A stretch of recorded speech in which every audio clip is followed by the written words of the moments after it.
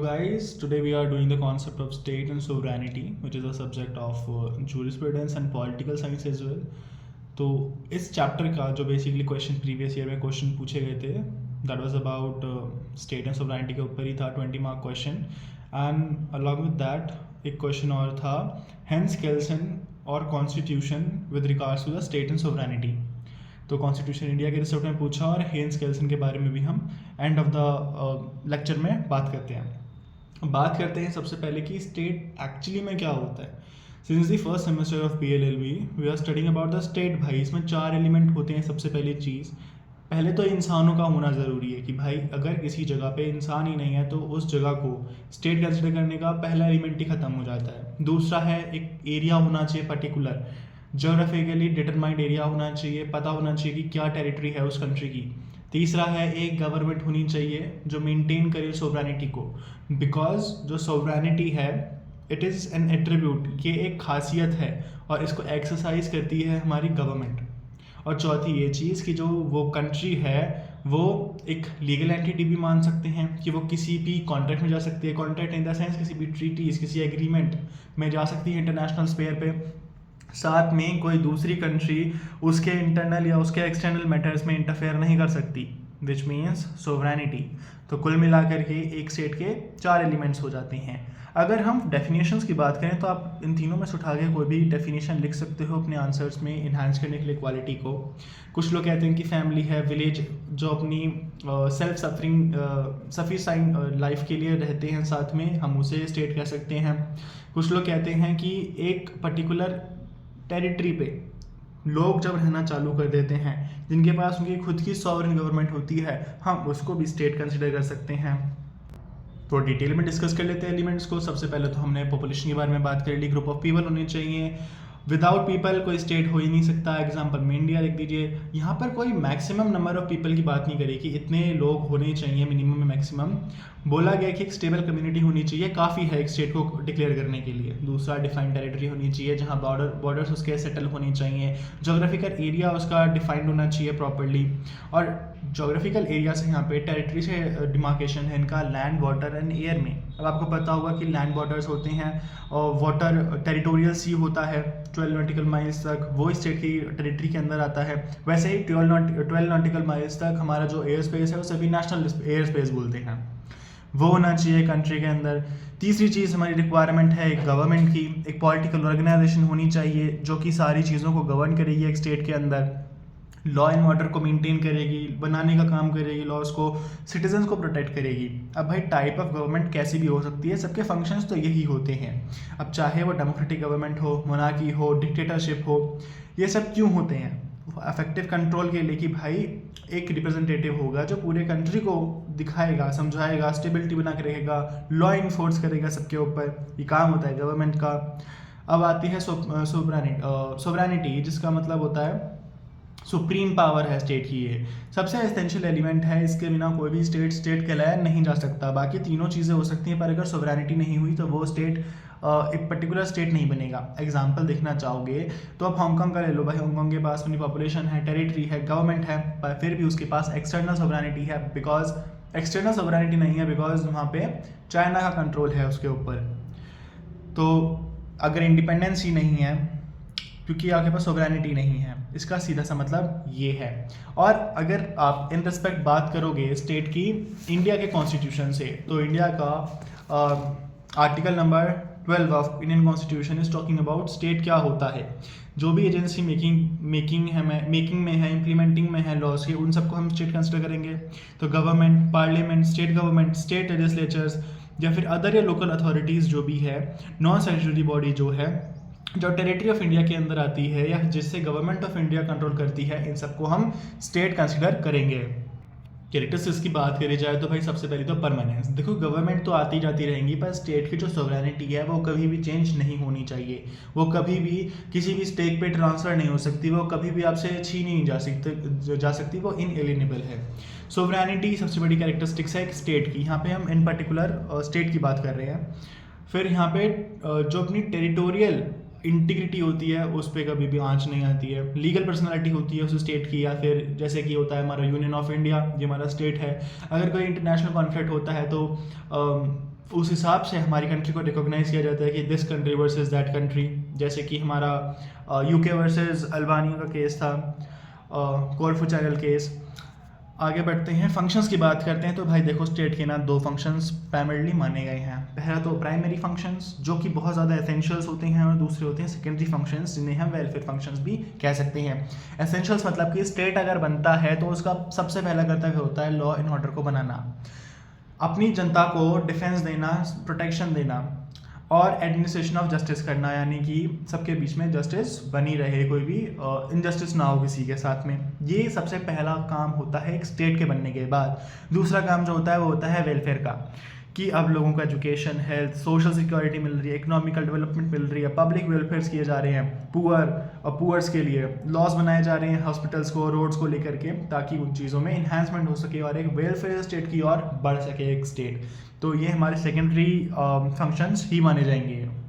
So while we are talking about state, तो state के कुछ थ्योरीज ऑफ ओरिजिन्स भी हो सकते हैं। तो आपका अगर कंटेंट थोड़ा कम पड़ रहा है तो आप इनको डिटेल में लिख सकते हो। लाइक थ्योरीज है, सबसे पहली तो हमारी एवोल्यूशनरी थ्योरी, जहाँ पे बोला गया कि धीरे धीरे डेवलपमेंट हुआ सोसाइटी का, तो एवोल्यूशन के थ्रू हमारी जो सोसाइटी में डेवलपमेंट हुए और हमारा स्टेट फॉर्म हुआ। जो पहले कभी गुफाओं में रहा करता था, वो एक कम्युनिटी में बन के रहना चालू कर दिया।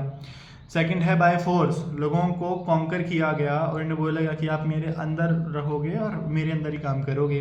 For example colonial rules. Social contract, यहाँ पे लोग ने बोला, सरकार ने मिलके बोला कि भाई ठीक है, तुम अपना कुछ राइट्स मेरे को दो, बदले में मैं तुम्हें सिक्योरिटी दूंगा और फलाना फलाना राइट्स भी दूंगा। तो लोगों ने क्या किया, ठीक है, एक सोशल कॉन्ट्रैक्ट कर लिया कि ठीक है, हम अपने राइट्स गिव अप करेंगे, तुम अपनी हमें ड्यूटीज़ प्रोवाइड करो। तो सोशल कॉन्ट्रैक्ट हो गया।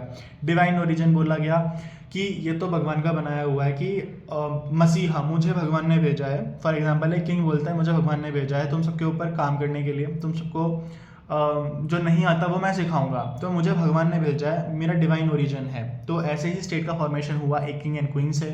पैट्रियार्कल मैट्रियार्कल सोसाइटी की बात है कि भाई एक सोसाइटी होती है, कम्युनिटी होती है लोगों की रहने वाली, उनका जो हेड होता है, पैट्रियार्की बोलते हैं कि फादर हेड होता है, मैट्रियार्कल बोलते हैं कि मदर हेड होती है। और इनकी वजह से ही आगे चल के सोसाइटीज़ बहुत ज़्यादा बड़ी होती चली गई और उन्हीं सोसाइटीज़ ने टर्न ले लिया स्टेट के रूप में। लास्ट में हमारी मार्क्सिस्ट थ्योरी है जो बोलती है स्टेट का फॉर्मेशन थोड़ा बायस्ड रहा है वर्कर्स के लिए, तो उसने थोड़े वेलफेयर घुसा दिया अपने मार्क्सिस्ट थ्योरी को यहाँ पे लाके। तो इन सब चीज़ों को आप थोड़ा टच करके अपने आंसर्स इन्हांस कर सकते हो। नेक्स्ट टॉपिक आता है हमारा सोवरेनिटी का, जिसको लेटन टर्म से निकाला गया था सुप्रेनस, जिसका मतलब होता है सुप्रीम। तो अगर देखा जाए तो supreme law of the state इसको कहेंगे हम सोवरेनिटी, जहाँ पे ना एक्सटर्नल कंट्रोल है ना इंटरनल कंट्रोल है किसी और कंट्री का। इसका मतलब है कि आप अपने देश के अंदर के इंटरनल मैटर्स के ऊपर, अपने पीपल के ऊपर पूरा कंट्रोल रखते हो। आप बाहर के मैटर्स के ऊपर, अपनी फॉरेन पॉलिसी के ऊपर पूरा कंट्रोल रखते हो। तो आप दोनों सोवरेनिटी रखते हो, इंटरनल और एक्सटर्नल।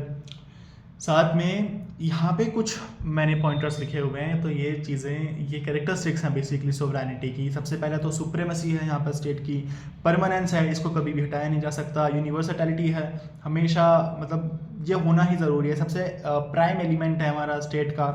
इनएलिजिबिलिटी है, इनडिविजिबिलिटी है, एक्सक्लूसिवनेस है, अल्टीमेट लीगल अथॉरिटी है, ये टेरिटोरियल इंटीग्रिटी है, नॉन इंटरवेंशन, तीसरी पार्टी इंटरवीन नहीं कर सकती, और एब्सोल्यूटनेस है, इसमें कुछ भी कॉम्प्रोमाइज़ नहीं हो सकता, कोई कंडीशन अप्लाई नहीं हो सकती। ऑल कॉम्प्रिहेंसिव हो सकता है, मतलब कि ये सब के ऊपर अप्लाई करता है, किसी एक या दो को छोड़कर नहीं। अनट्रांसफरेबल है, किसी और को ट्रांसफ़र नहीं किया जा सकता। तो जैसा कि हमने बात कर लिया, हाईएस्ट अथॉरिटी है स्टेट के अंदर, इसको कोई डिसोबे नहीं कर सकता, ये पावर को बूस्ट करने के लिए काम आती है, एब्सोल्यूट है नेचर में, ये कॉर्नर स्टोर है एक स्टेटहुड का। स्टेटहुड का कॉर्नर स्टोर है, मतलब कि ये एलिमेंट है सबसे इम्पोर्टेंस वाला। सोवरेनिटी है एक देश के अंदर, तो वो देश इंडिपेंडेंट है, तो इसकी वजह से एक्सटर्नल कंट्रोल नहीं हो सकता आपके देश के ऊपर, कोई और इंटरनली आपके देश को कंट्रोल नहीं कर सकता। तो आपका स्टेट जो है फुल्ली इंडिपेंडेंट है, फुल्ली सोवरेन है। अगर कुछ डेफिनेशंस की बात करें, आप अपने आंसर्स लिख सकते हो इनके ऊपर। सबसे पहले तो ऑस्टिनी भाई सबसे पहली बात बोलते हैं कि ये एक ऐसी सेट ऑफ रूल्स है या फिर ऐसे set of nature of society बनाया गया है जिसे सब ओबे करते हैं, जिसमें सब ओबीडियंस करते हैं। पर जो ये सॉवरेन स्टेट होता है ये किसी को ओबे नहीं करता है और सबसे सुपीरियर इसीलिए सोवरेन बन जाता है। साल्वेंट कहते हैं सुपीरियर पावर है by which state governs itself, यानी कि सुपीरियर पावर बोला गया सोवरेनिटी को जिससे स्टेट अपने आप को गवर्न करती है। बर्गिस बोलते हैं कि जो सोवरेनिटी है वो ओरिजिनल है, एब्सोल्यूट है, अल्टीमेट है, अनलिमिटेड पावर है किसी भी इंडिविजुअल सब्जेक्ट की। देखो हमने कहीं ना कहीं डिस्कस कर ही लिया कि सोवरेनिटी दो तरीके की होती है, एक इंटरनल और एक एक्सटर्नल। सबसे पहले तो इंटरनल की बात होती है, जेन बोर्डिन ने बोला था इंटरनल के बारे में, जहाँ टेरिटरी जहाँ एक स्टेट जो है सुप्रीम अथॉरिटी एक्सरसाइज करता है अपनी टेरिटरी के ऊपर और अपने पर्सनस के ऊपर, देश के अंदर ही अंदर, उसे कहते हैं इंटरनल। विद इन बॉर्डर्स की बात हो रही है, स्टेट के अंदर ही सबसे बड़ा सुप्रीम है। अब जैसे कि एग्जांपल ले लो लॉ मेकिंग का, टैक्स कलेक्ट करने का या फिर किसी क्रिमिनल को पनिश करने का, तो ये सारी चीज़ें कि हमारी इंटरनल में। पर जो हमारी एक्सटर्नल है वो हमारी हुगो गुटारियस ने डेवलप करी थी, जिसे हम फादर ऑफ इंटरनेशनल लॉ भी कहते हैं।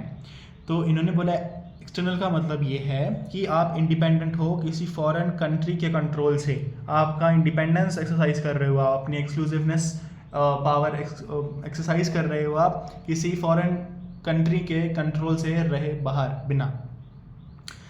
बाहर का कोई कंट्रोल नहीं होता आपके ऊपर। State relationship with other countries, आप उनके साथ व्यवहार बना सकते हो, आप उनके साथ ट्रीटीज साइन कर सकते हो, इंटरनेशनल ग्रुप्स ज्वाइन कर सकते हो, ये आपकी पावर होगी, आपकी एक्सक्लूसिव राइट होंगी। साथ में अगर आपका कोई वॉर होता है तो आप डिक्लेयर भी कर सकते हो। ये सारे एक एक्सटर्नल सॉवरेन नेशन की खूबी होती है। यहाँ पे बोला गया इंटरनल में कि कोई भी क्लब, ऑर्गेनाइजेशन, कोई भी इंडिविजुअल स्टेट के ऊपर नहीं होता। स्टेट जो है वो सबसे ज़्यादा सुप्रीम होती है। क्यों होती है सबसे सुप्रीम स्टेट? बिकॉज भाई उस स्टेट को, क्लब को, ऑर्गेनाइजेशन, इंडिविजुअल से हर किसी इंसान को रेगुलेट करना है। क्यों करना है? ताकि वो पीस एंड ऑर्डर को मेंटेन कर सके एक सोसाइटी के अंदर। इसीलिए इंटरनल सोवरेनिटी सबके ऊपर एक्सरसाइज की जाती है और स्टेट जो है वो सुपीरियर होता है। अब देखो विद द टाइम थोड़े थोड़े चैलेंजेस आने चालू हो जाते हैं इनके सामने। क्यों आते हैं? क्योंकि एक कंट्री को एक्सटर्नल सोवरेनिटी एक्सरसाइज करने में दिक्कतें आनी चालू होती हैं बिकॉज ग्लोबलाइजेशन बहुत ज़्यादा बढ़ता हुआ जा रहा है। तो यहाँ पे बाकी सारी जो कंपनीज काम करने आती हैं उनको भी थोड़ी बहुत अपनी सोवरेनिटी चाहिए होती है कि हमारी प्राइवेसी पे हार्म ना हो, हम ये वर्किंग कंडीशंस चाहिए, हमें ये टर्म्स ऑफ कंडीशंस अप्लाई करना है अपने देश में। पर वो देश बोलता है कि नहीं भाई मैं सबसे सुपीरियर हूँ, तुझे मेरी बात माननी पड़ेगी। फॉर एग्जाम्पल व्हाट्सएप का केस हुआ था, जो उनका इंक्रिप्शन वाला सिस्टम था उसके लिए उसने बोल दिया मेटा ने कि हम इसको रिवोक नहीं करेंगे, कि सरकार हमारी पॉलिसी के खिलाफ जाके लोगों की प्राइवेसी ब्रीच करना चाहती है। पर सरकार ने बोला कि नहीं, हमारी सोवरेनिटी के अंदर आता है और आपको देना पड़ेगा कहीं ना कहीं। तो ये ग्लोबलाइजेशन की वजह से चैलेंज में है। इंटरनेशनल ऑर्गेनाइजेशंस जो हैं ह्यूमन राइट लॉज के बारे में बात करते हैं, ट्रीटीज़ के बारे में बात करते हैं। तो यहाँ पर एक कंट्री दूसरे कंट्री के साथ में आकर काम करती है, इसका मतलब ये है वो कंट्री कहीं ना कहीं अपनी थोड़ी सी सोवरेनिटी खो देती है। जब आप एक ऑर्गेनाइजेशन में काम करने लग जाते हो, फॉर एग्जाम्पल एशियान में, तो आप अपने थोड़े राइट्स और इंटरेस्ट को साथ में लाके उनको साइन करते हो। तो आपको उन चीज़ों को, उन ट्रीटीज़ को ध्यान में रखते हुए अपनी फॉरेन पॉलिसी को शेप करना पड़ेगा। एक और एग्जांपल ले लेते हैं नाम का। फॉर एग्जांपल जो अपना वर्ल्ड वॉर 2 हुआ था, जहाँ पे 2 पार्टीज़ थी, एक्सिस और अलाइड फोर्सेस, उन्होंने अपनी अपनी पार्टीज चुन ली थी, अपनी इंटरनेशनल ऑर्गेनाइजेशंस बना लिए थे। उसमें क्या हुआ, जो बाकी कंट्रीज थी उनकी सोवरेनिटी कहीं ना कहीं कॉम्प्रोमाइज़ हुई थी। ये वाला एग्जांपल आप ले सकते हो क्यूबा मिसाइल क्राइसिस में, जहाँ पे क्यूबा की सोवरेनिटी को ओबियसली घेर लिया गया था उस टाइम पे।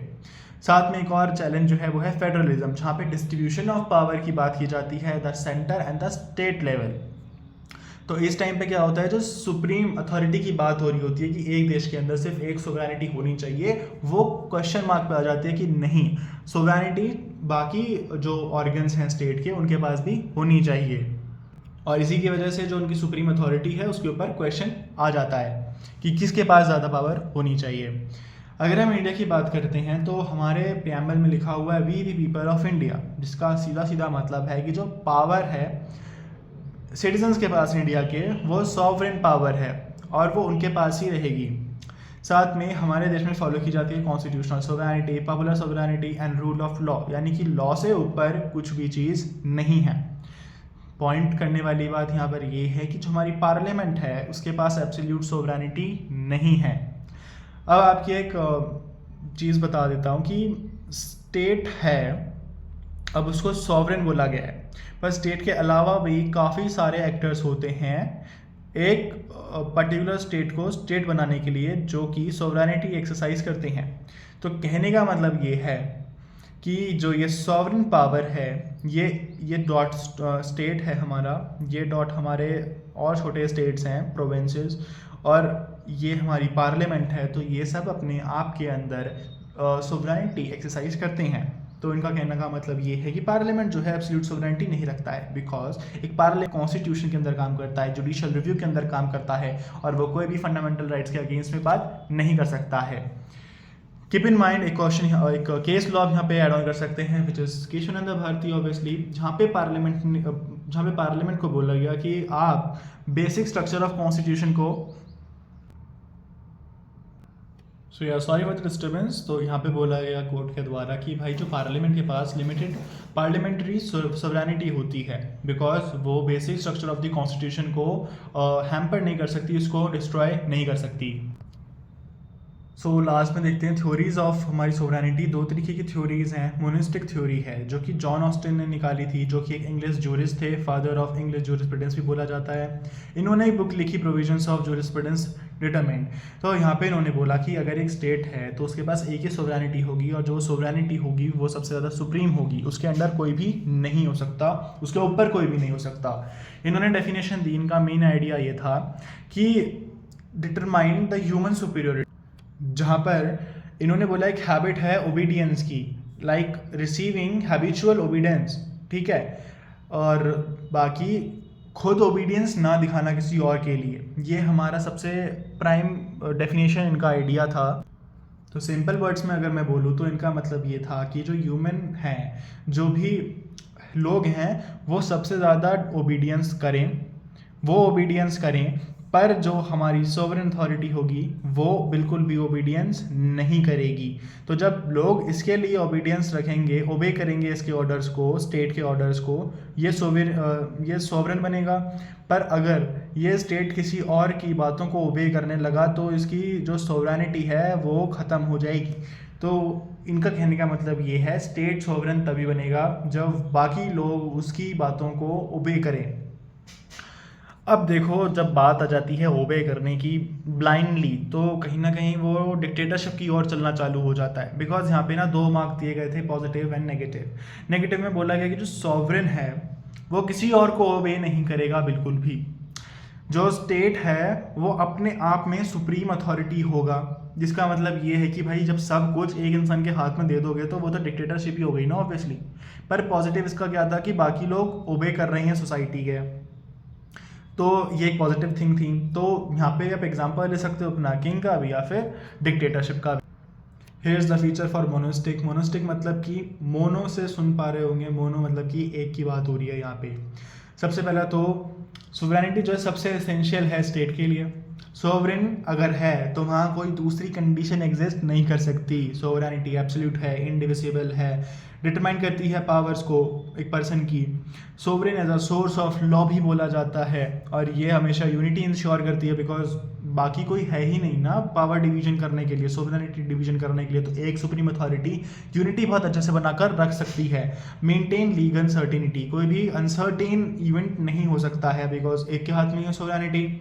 यूज़फुल है सबसे ज़्यादा स्ट्रॉन्ग गवर्नेंस के लिए, बिकॉज यहाँ पे पावर मेकिंग और जो डिसीजन मेकिंग पावर्स है वो बहुत ज़्यादा स्मूथ होती हैं, कन्वीनियंट होती है, बिकॉज वो एक इंसान के हाथ में होती हैं। पर इसका क्रिटिसिज्म अगर देखें तो भाई ये डेमोक्रेसी को इग्नोर कर देती है, ये अनडेमोक्रेटिक वे मान लिया जाता है, इग्नोर करती है फेडरलिज्म को, बिकॉज इसमें डिस्ट्रीब्यूशन ऑफ पावर की बात होती है। ये बहुत ज़्यादा अनरियलिस्टिक है, किसी एक इंसान के हाथ में पावर दे देना बहुत ज़्यादा दिक्कत की बात हो सकती है। ये रोल ऑफ एसोसिएशन को इग्नोर कर देती है बिल्कुल भी, और जो कनेक्शन विद कस्टम है ये मानती ही नहीं है उनको, बिकॉज ये प्योर थ्योरी ऑफ लॉ पे बात करती है। बिकॉज जॉन ऑस्टिन जो है वो कहीं ना कहीं हमारे एनालिटिकल स्कूल की बात करना चालू कर देते हैं। ये अनलिमिटेड नहीं होती है, बल्कि इसको थोड़ा सा लिमिटेड होना चाहिए था। डिविजिबल है, यानी कि इसे डिवाइड किया जा सकता है फेडरल्स में, पर ये नहीं करती है, ये इसका क्रिटिसिज्म है। और जैसा कि एनालिटिकल स्कूल में बोला जाता है कि भाई एक लॉ है that is command of sovereign, और पर हर केस में लॉ जो है वो कमांड ऑफ सोवरेन नहीं होती है। सेकेंड थ्योरी जो है हमारी प्लूरलिस्टिक थ्योरी है। प्लूरल का मतलब ही होता है एक से ज़्यादा। तो 19 और 20 सेंचुरी का टाइम पे एक जर्मन ऑटो वॉन नाम का एक आदमी था जिसने स्टार्ट किया था थिंकिंग को, देन इसको लेटर डेवलप किया हमारा लास्की ने। तो इसका बेसिक कहने का मतलब है आइडिया जो था सबसे पहला एब्सोल्यूट सोवरेनिटी का स्टेट की, उसको रिजेक्ट कर दिया पूरी तरीके से। इसका जो मेन आइडिया था वो था distributed among various social groups and institutions. Sovereignty को डिफरेंट सोशल ग्रुप्स के बीच में और डिफरेंट इंस्टीट्यूशंस के बीच में डिस्ट्रीब्यूट करा जाना चाहिए। इन्होंने कहा कि जो एक स्टेट है वो सिर्फ एक कॉम्पोनेंट है, वैसे ही बाकी सारे इंस्टीट्यूशंस भी हैं, हमारे सोशल ग्रुप्स भी हैं हमारी सोसाइटी के अंदर जुड़े हुए। मैंने पहले बना के दिखाया आप लोग को। अब ये भी अपने आप में एक्सरसाइज कर रहे हैं, तो ये सारी चीज़ें अपने अपने आप में सोवरेन होनी चाहिए। तो जहाँ पे मोनेस्टिक में बोला गया कि भाई एक सोवरेन आदमी होना चाहिए जो सब कुछ देखेगा, यहाँ पे बोला गया एक से ज़्यादा जगह पे होते हैं इंस्टीट्यूट सोशल ग्रुप्स, उन सब के पास सोवरेनिटी होनी चाहिए। बेसिकली बात कर रहा है कहीं ना कहीं ये फेडरल नेचर की, जहाँ पे इन्होंने बोला ज़्यादा लोगों के बीच में होने चाहिए फीचर्स में। ये अलोन सोवरेन नहीं होता, स्टेट अलोन सोवरेन नहीं होता। यहाँ पे सोवरेन जो है इनडिविजिबल है, ये इसका फीचर है, इनडिविजिबल है, जो मेयरली फ्रैक्शंस में इसको आगे नहीं किया जा सकता। ये बस एक फिक्शन है दिमाग के अंदर, बाकी ये लिमिटेड पावर होती है या अनलिमिटेड पावर नहीं होती है। डिसेंट्रलाइज होता है गवर्नमेंट पावर का, यानी कि यहाँ पे फेडरलिज्म की बात भी हो रही है। यहाँ पे trade union, corporations, universities, local bodies, यहाँ तक कि इंडिविजुअल सबको फ्रीडम मिलती है जो कि रिकॉग्नाइज करते हैं अपनी सोशल रियलिटीज़ को और इन्फ्लुएंस करते हैं लोकल लेवल के गवर्नेंस को ऑल अक्रॉस दी स्टेट। साथ में सबसे बड़ा फीचर है इनका कि डेमोक्रेसी को सपोर्ट करते हैं, डिक्टेटरशिप को प्रिवेंट करते हैं, फेडरलिज्म है, प्रोटेक्ट करते हैं लिबर्टी को हर एक इंसान की और इंस्टीट्यूशंस की। क्रिटिसिज्म की बात करें तो भाई देखो, जहाँ पे एक इंसान काम कर रहा है वो जल्दी खत्म हो जाएगा, पर जहाँ पे 10 लोग इन्वॉल्व होंगे तो ऑब्वियसली वो सिस्टम थोड़ा लैक करेगा, वीक हो जाएगा अपनी अथॉरिटी के अंदर, क्रिएट करेगा कन्फ्यूजन, बिकॉज आपको अब एक नहीं आपको अब 10 अथॉरिटीज़ को पूछना पड़ेगा, 10 लोगों से बातें करनी पड़ेंगी। और जो ऐसी चीज़ें इमरजेंसीज के टाइम पे काफ़ी ज़्यादा हमें अफेक्ट करती हैं। जो स्टेट है वो फिर भी नेसेसरी है और उसके पास फिर भी राइट्स अभी भी मौजूद रहेंगे ही रहेंगे। तो एक छोटा सा रिकैप देख लेते हैं मोनेस्टिक और प्लूरलिस्टिक थ्योरी का। मोनेस्टिक में बात होती है सोवरेनिटी एक एब्सोल्यूट है, इनडिविजिबल है, वहाँ की प्लूरलिस्टिक बोलती है सोवरेनिटी जो है ये डिस्ट्रीब्यूटेड है। मोनेस्टिक बोलते हैं कि स्टेट सुप्रीम है, यहाँ पे बोलते हैं स्टेट के साथ एसोसिएशंस भी आती हैं। यहाँ पे पावर जो है अनलिमिटेड है, यहाँ पे पावर लिमिटेड है स्टेट की। यहाँ पे सेंट्रलाइज पावर है सबकी, यहाँ पे डिसेंट्रलाइज है, फेडरलिज्म है। यहाँ पे अदर एसोसिएशन सबऑर्डिनेट स्टेट के हैं, यानी कि स्टेट सुप्रीम है, उसके अंडर सब कुछ है। यहाँ पे है इंडिपेंडेंट है, हर कोई अपनी हर किसी के पास इंपॉर्टेंस है। ये डिक्टेटरशिप में ज़्यादातर होता है ना कि में होता है, पर हमारी डेमोक्रेसी में प्लूरलिस्टिक थ्योरी ही ज़्यादा अप्लाई होती है। ये लिबर्टी को रिस्ट्रिक्ट कर सकते हैं पर ये लिबर्टी को रिस्ट्रिक्ट नहीं कर सकते हैं। यहाँ पे फेडरलिज्म ऑब्वियसली नहीं है और यहाँ पे डिवीजन ऑफ पावर अच्छे से दिया हुआ है। और एक बार डिस्कस कर लेते हैं हम स्टेट एंड सोवरेनिटी के बीच का डिफरेंस क्या है। भाई स्टेट है, 4 एलिमेंट होते हैं, government, territory, people and sovereignty. Sovereign में सुप्रीम पावर होती है, अथॉरिटी ऑफ द स्टेट की बात हो रही होती है।